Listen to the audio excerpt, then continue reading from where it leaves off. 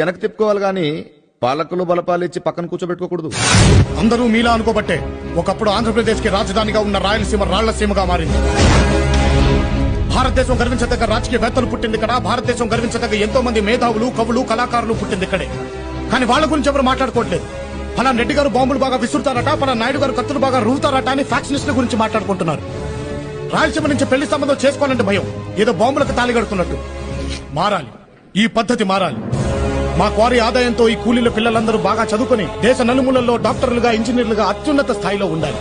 Factionist గురించి మాట్లాడుకునే మన ప్రాంతంలో ఇక నుంచి హ్యూమనిస్టుల గురించి మాట్లాడుకోవాలి. మీరొక్కరే ఈ పద్ధతిని మార్చేస్తారా?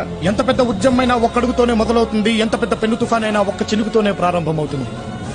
ఈ రోజు మేము ఒక్కడమే, కానీ కొన్నేళ్ల తర్వాత ఈ క్వారీ మీద చదువుకునే మేధావులు ఎందరో.